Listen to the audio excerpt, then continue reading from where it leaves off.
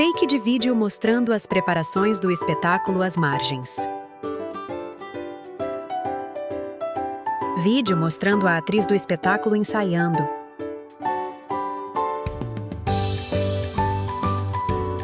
Câmera muda ângulo várias vezes. Take de vídeo mostrando os materiais cênicos do espetáculo.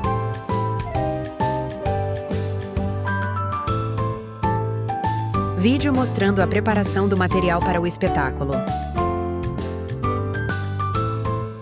Take de vídeo mostrando a entrada das crianças. Vídeo mostrando a intérprete de Libras.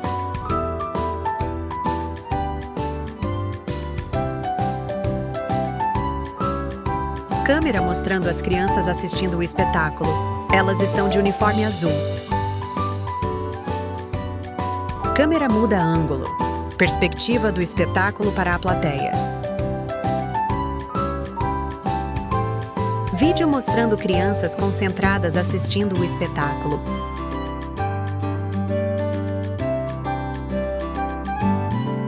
Câmera muda ângulo. Perspectiva do lado direito do espetáculo para o esquerdo.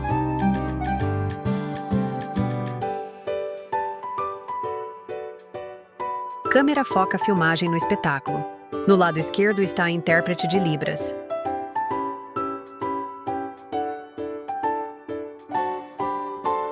Take de vídeo mostrando o espetáculo. Câmera mostrando as crianças assistindo o espetáculo.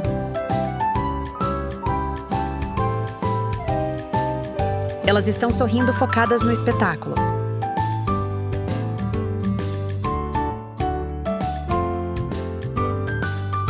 Take de vídeo mostrando a intérprete de Libras.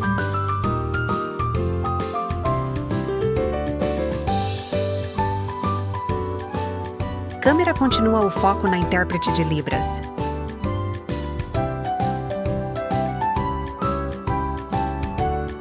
Câmera muda ângulo. Perspectiva da direita para a esquerda.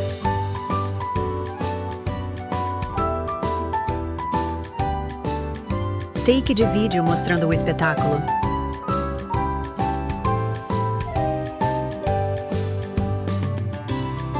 Vídeo mostrando a intérprete de Libras. À sua direita está a atriz do espetáculo. Câmera muda ângulo novamente. Perspectiva da direita para a esquerda.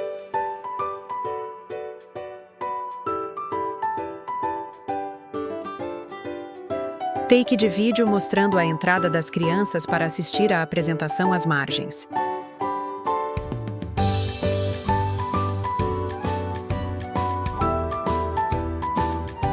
Take de vídeo mostrando a preparação para o espetáculo.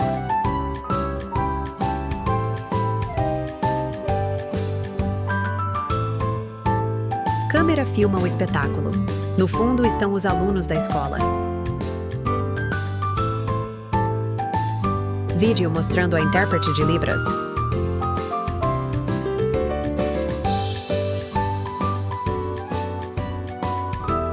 Câmera filma os alunos. Eles estão de uniforme e assistem o espetáculo atentos.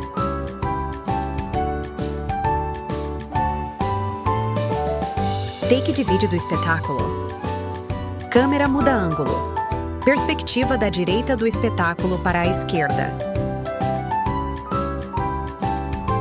Take de vídeo mostrando o início do espetáculo As Margens.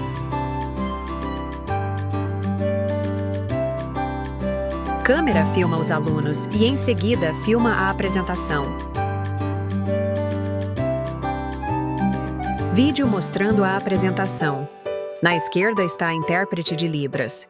A importância de atividades como essas que vocês trazem para a escola sai do universo só da sala de aula, das cadeiras, para eles entenderem como o processo das artes cênicas, onde a gente tem a projeção de voz, tem figurino, tem cenário, tem uma história narrativa que vem do início, meio e fim. Inclusive foi muito interessante vocês terem vindo para cá hoje em função que nós estamos trabalhando com a ideia de esquetes teatrais, até para eles perceberem a necessidade do corpo, da voz, da projeção de voz. Inclusive, daqui um pouco eu pego eles e vou falar exatamente sobre isso. Peguei esse gancho, então a gente leva uma atividade que vem de fora da escola, né, para ser inserida também dentro do nosso conteúdo programático. Para nós e para eles é uma experiência única. Inclusive, né, os alunos da ENES que vieram ficaram encantados e aprendem, né? Além da sala de aula, eles vivenciam outras realidades, outras experiências que contribuem para a aprendizagem. Hoje a gente recebeu, né, a Escola Almerinda, recebeu os alunos da Funchal e juntamente com os alunos da própria escola, a gente assistiu a apresentação Às Margens, que é um projeto super bacana, que trouxe várias informações de forma dinâmica, com muito entretenimento, muitas histórias legais, que são muito importantes para o aprendizado dos nossos alunos. Foi um prazer tê-los aqui.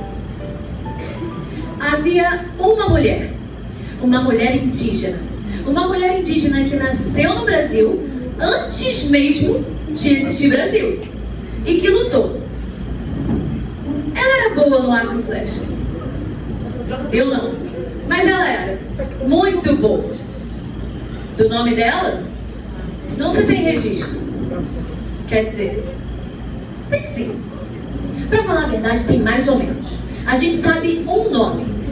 Clara. Nome de batismo dado por aqueles que a batizaram.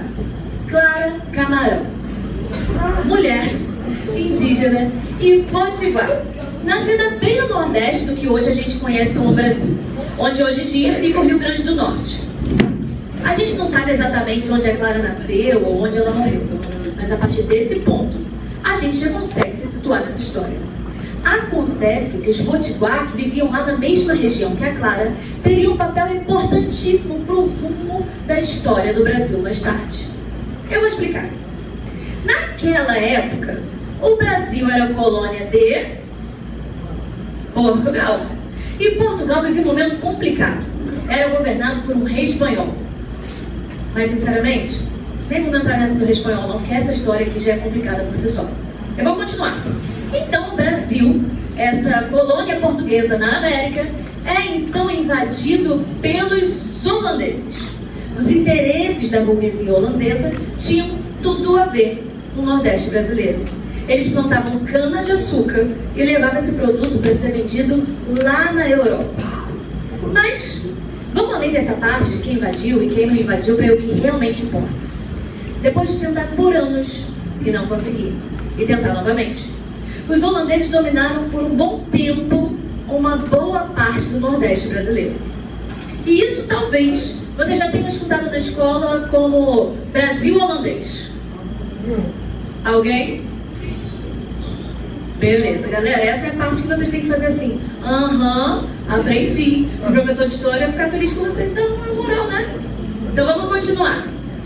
Acontece que depois desse trâmite todo, uma parte dos nativos, por algum motivo que fez sentido para eles, decidiu se aliar aos invasores, aos holandeses.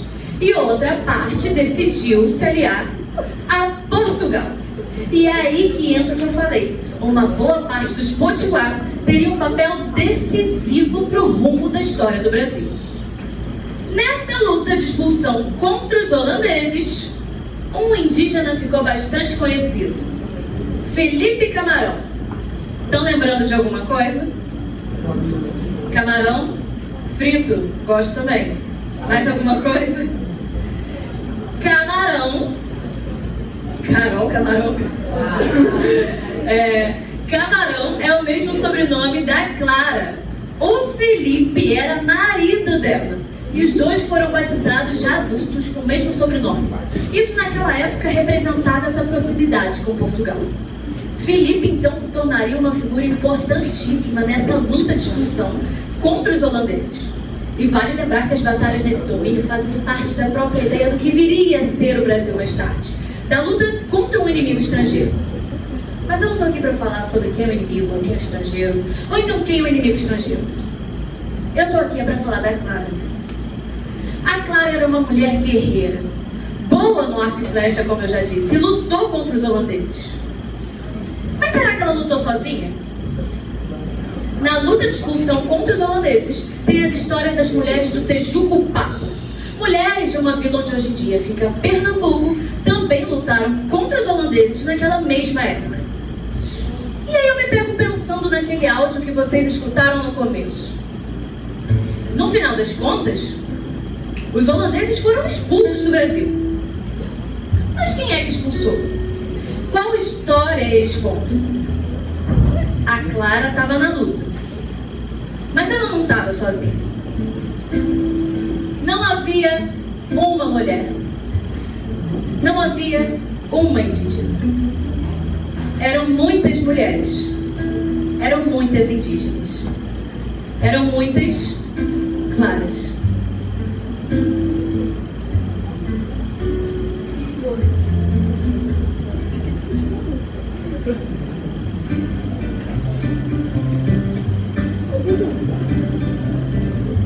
Ela era mesmo Bárbara. Bárbara de Alencar. Nasceu em Exu, sertão de Pernambuco. Viveu no Crato, interior do Ceará. Morreu no Piauí. Mulher, mãe e revolucionária. Mas apesar de tudo isso, uma ilustre desconhecida do Brasil. Nasceu em 1760. 1760 é longe pra caramba, né, galera? Eu vou me adiantar, vou pular essa parte. Nasceu no século XVIII, mas a história começa mesmo a esquentar no início do XIX. Em 1808, chega ao Rio de Janeiro a corte portuguesa, com Dom João, Carlota Joaquina e mais um monte de gente vinda de Portugal. E a partir desse ponto, as coisas começam a acelerar por aqui. Um monte de obras, construções, bibliotecas, jardim botânico, mais obras, mais construções, mais bibliotecas. Mas espera aí, tem um problema nessa história. Com Dom João governando do Rio, o Nordeste reclama. Nada chega lá. Tudo fica no Rio. Bárbara ficou viúva cedo e criou 5 filhos sozinha. 5. 2 deles ficaram mais conhecidos na história do Brasil: José e Tristão. E quando os 2 ainda eram jovens, Bárbara mandou os 2 para estudar em Pernambuco. E Pernambuco era um fervo. As ideias revolucionárias que tomavam conta da Europa também estavam circulando por aqui. Liberdade, igualdade e fraternidade. E não, gente, peraí, nada a ver. Esse é da França. Não. Mas aqui também tinha liberdade, igualdade, revolução, república. As ideias de luta vindas da Europa estavam se espalhando por aqui.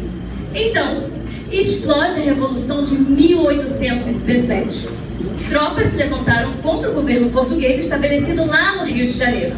E o filho de Bárbara, José Martiniano, chega ao Crato para espalhar a revolução. Eles tomaram a rua, o poder, estavam fazendo história. Viva a revolução!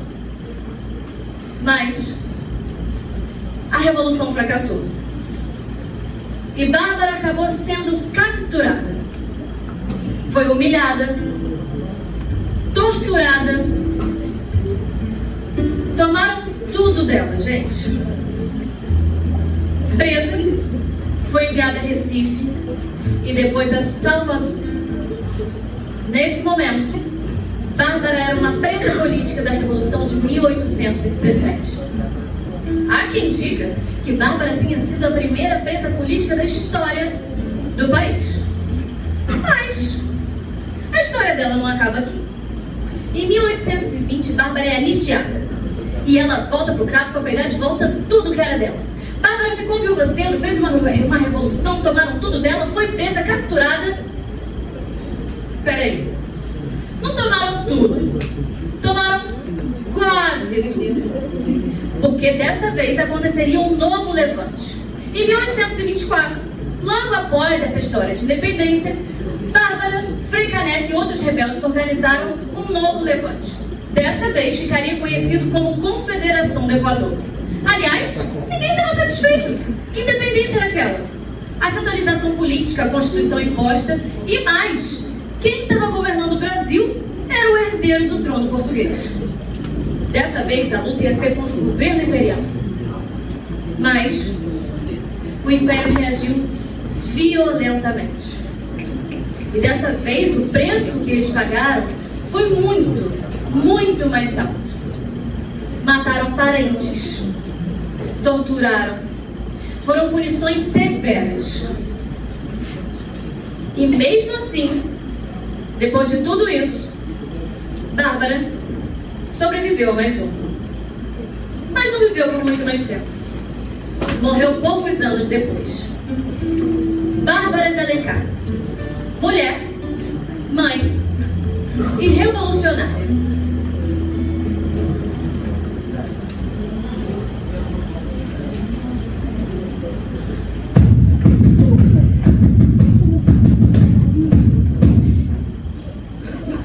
Maria Quitéria de Jesus, Presente! soldado Medeiros, soldado Medeiros,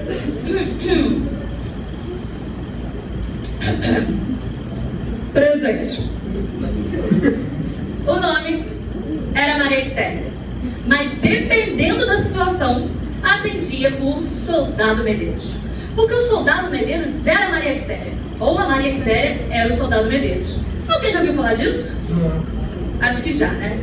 Mas quem não ouviu, deveria. Maria Quitéria era importantíssima. Bancaram uma estátua dela, foi citada em livro de viajante estrangeiro e ainda era patronesse complementar do quadro de oficiais do Exército. Patronesse. Coisa de gente chique, né? Tem comenda em tudo no nome dela? Comenda, galera. Não é encomenda tipo da Shopee. Comenda é tipo uma homenagem, uma medalha que ela ganhou. E agora? Quem não sabia agora sabe quem é Maria Quitéria? atenção, atenção, é guerra. O ano era 1822 e o Brasil estava no processo da independência. Mas não era assim mandar um beijo e abraço para Portugal e falar: ei galera, vamos ser independentes, hein? Não, Portugal ia lutar e mandou tropas para isso. E lá estava Maria Quitéria, vivendo sua vida linda e bela no interior da Bahia. Até que ela ouviu falar que precisavam de voluntários. Atenção, atenção, é guerra. Voluntários para lutar contra Portugal. E naquele momento, gente, todos os esforços seriam válidos. Exceto um. Mulheres não podiam lutar. Mas Maria Quitéria não queria nem saber. Mesmo a contragosto do pai, ela pegou as roupas do cunhado dela e foi à luta. E foi aí que ela se tornou o Soldado Medeiros. Atenção, atenção, soldado Medeiros. Presente. A verdade, gente, é que a farsa da Maria Quitéria nem durou tanto tempo assim. As habilidades dela eram muito úteis para um momento como aquele. E mesmo depois de ter sido descoberta, ela continuou nas forças e ainda foi sendo promovida de tão boa que ela era. E ela participou ativamente dos conflitos na Bahia. Atenção, atenção, viva a independência da Bahia. Em 2 de julho de 1823, os baianos derrotaram os portugueses na Bahia. E depois disso, Dom Pedro fez uma homenagem para Maria Quitéria. Atenção, atenção. Ela é importante, hein? Ela era muito importante. Gente, presta atenção que essa homenagem é coisa de gente muito chique, muito refinada. Querendo conceder a Dona Maria Quitéria de Jesus Medeiros um distintivo que assinale os serviços militares que condenudo, raro entre as mais do seu sexo, prestar a causa da independência deste império na porfiosa restauração da capital da Bahia, informei permitir-lhe o uso da insígnia de cavaleiro da Ordem Imperial do Cruzeiro. Passo em 20 de agosto de 1823, segundo da independência e do Império. Chique, gente, mas eu tô vendo que a galera não entendeu nada, né? Eu também não tinha entendido. Eu vou explicar pra vocês. Aqui quando diz assim, que assinale os serviços militares que condenou, raro entre as mais do seu sexo. Vocês estão entendendo que eles estavam falando das mulheres. E o quão era difícil que naquela época... Take de vídeo mostrando o final do espetáculo. Em seguida, personagem interagindo e explicando cada material cênico do espetáculo.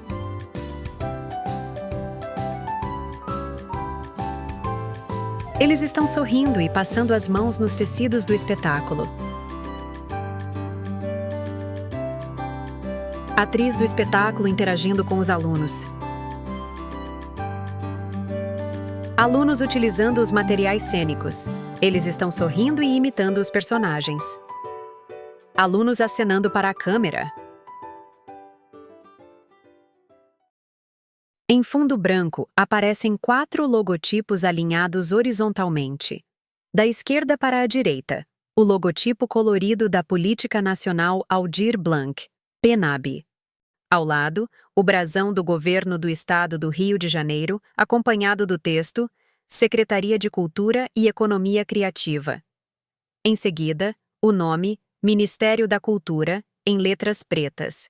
E, por último, o logotipo do Governo Federal, com a palavra Brasil, formada por figuras geométricas coloridas, acompanhada do slogan União e Reconstrução.